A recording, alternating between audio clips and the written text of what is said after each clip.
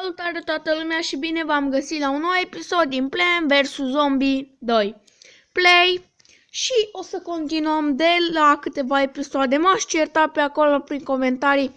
Bă, David, vreau să mai văd și eu Plants vs Zombie 2 și asta o să și facem în episodul de azi.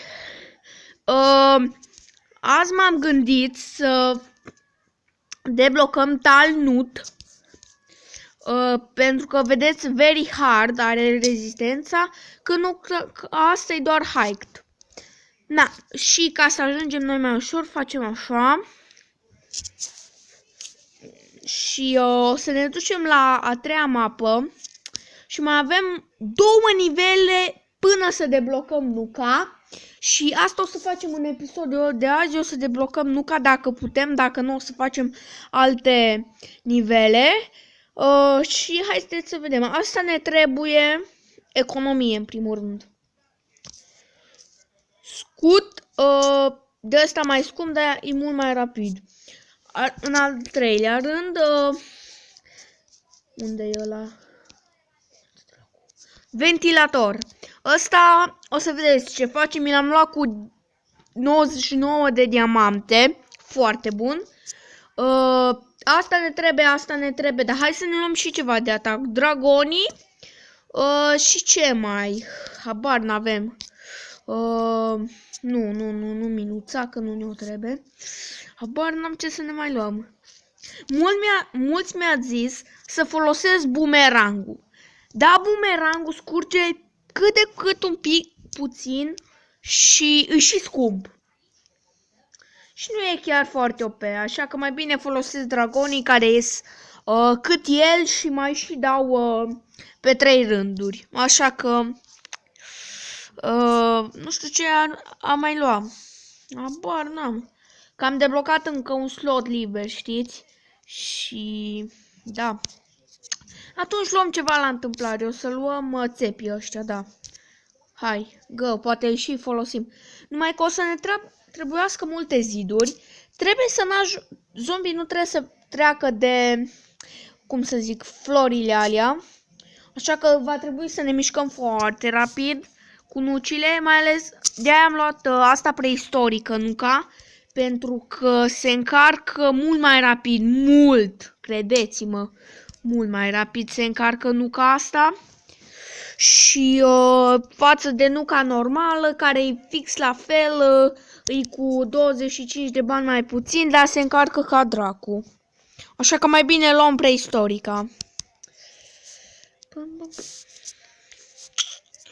Hai să dăm viteză, că deja... Ok. Facem acea strategie, punem chili biniul și continuăm cu economia. Ok, vreau Nuka aici.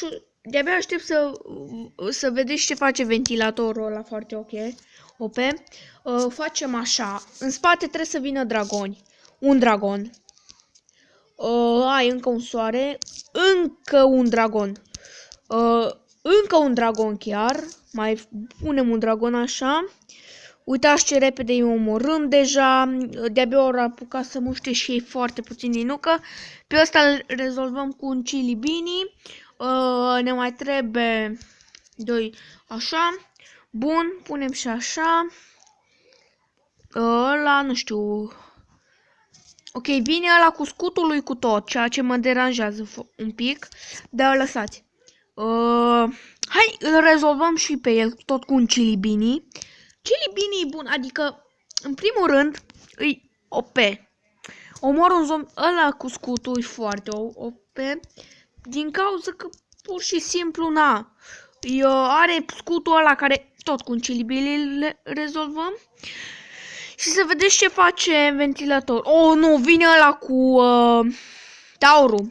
Îl dăm în spate. Ventilatorul ăsta îi duce în spate și mai și în gheață. Și e ieftin, 100 de bani. Așa că e chiar ok. Oh, nu. Atași cu un chili bini rezolvăm. Aici un cherry bomb, neapărat. Bum! Toți îți morți. Taurul ăla a murit sau e paralizat? În fine. Hai, mai punem... Vreau să pun țe peste tot. Și îmi plac că unii n-au scut. Na, ăsta avea, dar celălalt n-avea. Tot cu Uncilibility rezolvăm pe tine, pentru că ai o frunzuliță OP și o să folosim chiar acum. Bum! Ardeți toți! Și cred că o să mai avem nevoie. Pentru că nucile astea sunt fix ca celelalte, dar trebuie să nu atingă florile alea, ceea ce e... Oh, final wave-ul! Perfect! Perfect, boys! Hai, boom! Arde! Și mai bag o dată pentru taurii ăia cu toți. Taurilor cu toți. Am câștigat! Mai punem așa și boom! Toți sunt morți. Super! Și mai am primit un cadou unde o să fie un costum. Mă, de acum cred că o să luăm țepii, că ați văzut că-s buni, da. Latun, ok, arată drăguț. Mai avem un nivel de făcut. Și... ce-mi place când face așa. Zombie. Adică, ce? Ce să se mai întâmple? Scuzați, scuzați. Avem 1500 de soare și noi trebuie pur și simplu să, cum să zic, o să vedeți, e un pic complicat. Deci, în primul și în primul rând, dacă nu ca asta, e fix ca asta, atunci o luăm pe asta, în primul rând. În al doilea rând, dragoni. Al treilea rând, nu cred, al patrulea rând, nu mă lasă cu asta de 0. Hai, ce mă nervează. Ok, în al patrulea rând, cred că în al patrulea rând, în al cincelea rând, în al habar n-am, țepii și mai avem încă 2 oi de capul meu. O să luăm chestia asta că e gratis, dar după o să fie 250 și cireșica. Dăm go și fiți atenți. Acum noi putem să ne plantăm ce vrem din 1500 de soare și când suntem gata dăm let's rock. Ok, o să fie complicat pentru că vagoanele alea cu tot și nu știu cum să mă organizez cu ele. Deci, o să fac așa și aici nu știu cum o să mă apăr eu pe... Ok, o să punem așa. Bun. O să punem așa. Bun. Ce mai? Nuci. Nuci neapărat. Nu că pe tot rândul.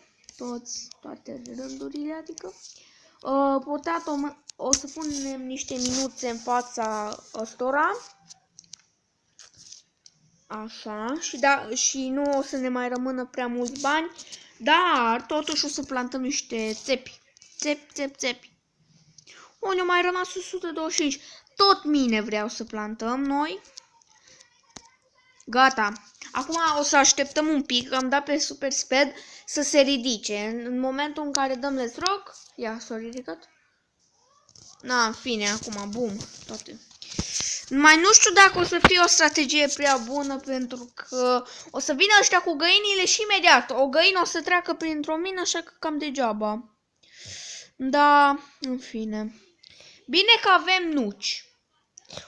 Vine ea pe sus. No, nu. Cred că trebuie să dăm restart, sincer.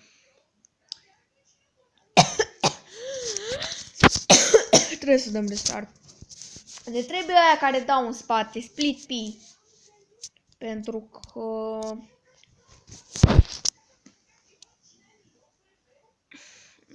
Doamne. Ok, nu o să ne mai luăm minele. O să luăm asta. Care dă și în spate, pentru că tipii aia sunt chiar tâmpiți, mă. Ok, deci, unul așa. Unul așa. Bum. O, Doamne, deja fără bani rămânem. Dar nu-și neapărat pe toate rândul. Nu mai avem bani. Hai să facem așa. nu prea, sper să ne descurcăm, doar atâta. Sper. Bine că și atacă și în față, așa că mai avem încă o susținere, să zic eu așa, pentru atac. Mai ales că dragonii ăștia rup și pentru că avem nuci nu o să vină găinile la noi.